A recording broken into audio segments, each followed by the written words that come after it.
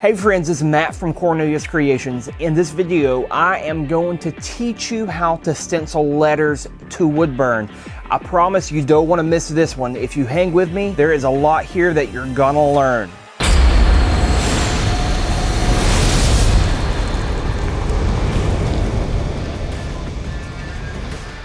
Okay, in this video today, we will be wood burning, but I am going to take you very quickly through the process of how to stencil letters to wood. Now, it is this process that trips up most people, but I'm gonna break it down for you, and it's gonna be so much fun. Okay, the supplies we will need, I'm doing it the old school way. We need some carbon paper or graphite transfer paper. The next thing we need is a wood burner, and guys, you can pick these up super cheap. I do recommend the ones that has the temperature dial, that way you can set your temperature. I will be using my razor tip in this video. It's a little bit more expensive. The next thing we need is some scissors, a piece of tape, and some basswood like this. Now I got this from Hobby Lobby. It's super cheap. I'll have all the links below to the tools I use, that way you guys can check them out.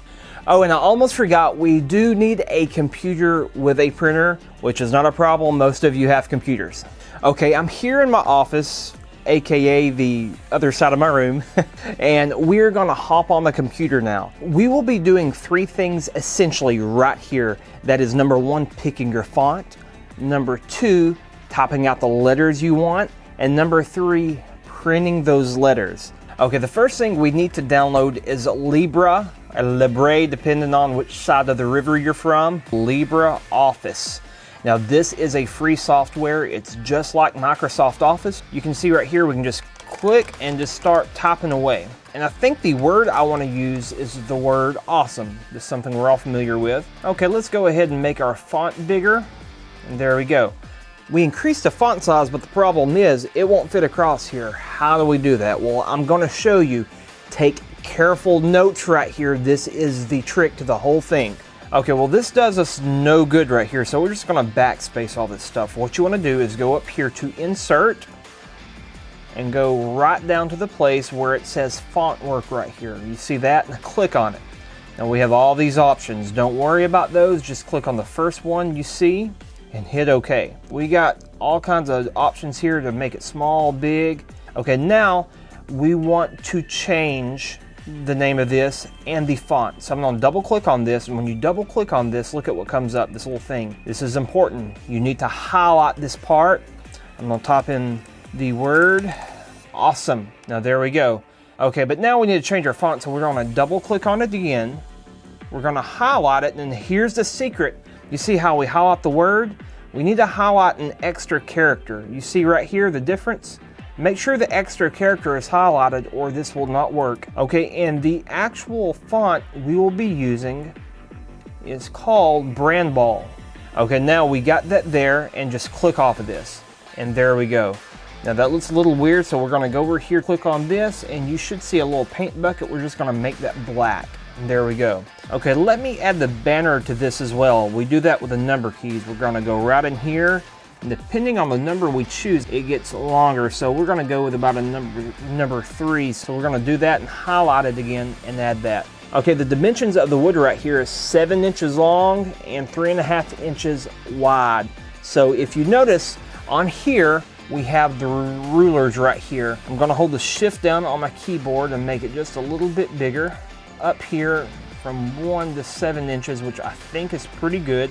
Depending on how big you want it, just hold the shift down and just go back and forth, okay, depending on how big the piece of wood is. And that is the trick to resizing the font. Now this should fit on this piece of wood pretty well. Now we are going to print it out. Okay, we got this printed out. It's looking pretty good.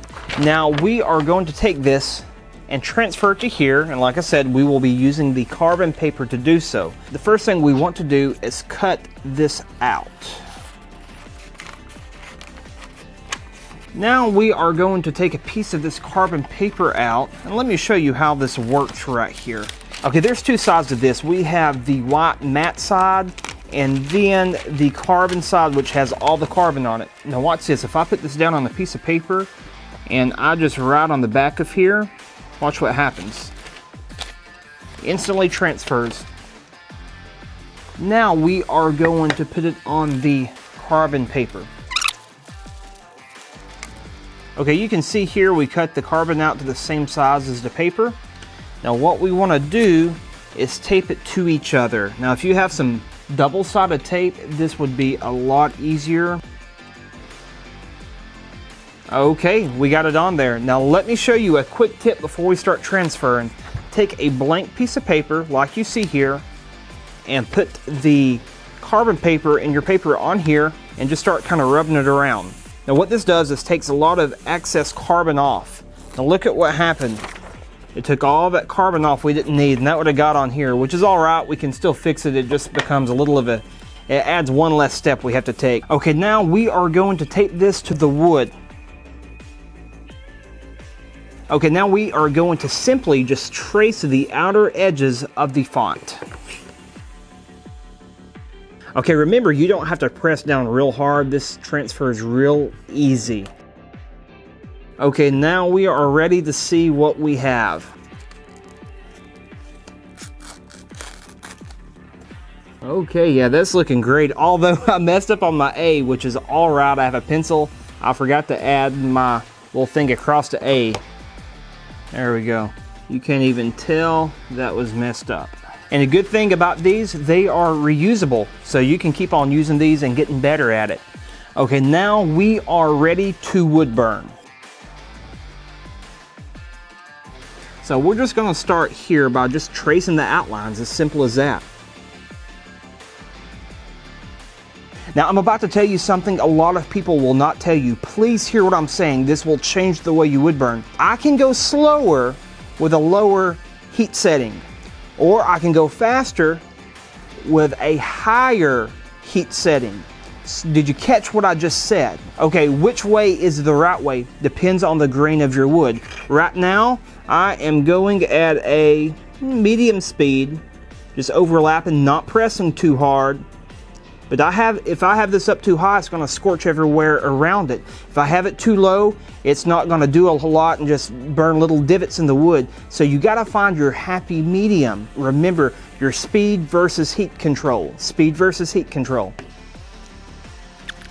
And guys, as you go around the corners here, just take them in micro movements while you're doing this. Sometimes it's like painting. I just kind of brush on the wood burning, if that makes sense. I just don't want to go in there and be sloppy. I want to do the best job I can. So if you can see right there, I'm just kind of overlapping my previous burnt areas and going around it to keep the aesthetics of the shape. And if you mess up, it's fine. I will show you a trick here in just a minute.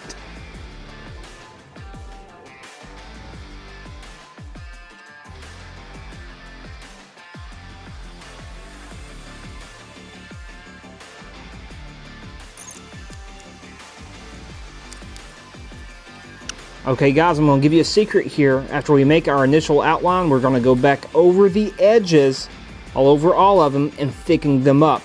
The biggest secret to wood burning is to have thick edges, nice, clean, crisp, thick edges.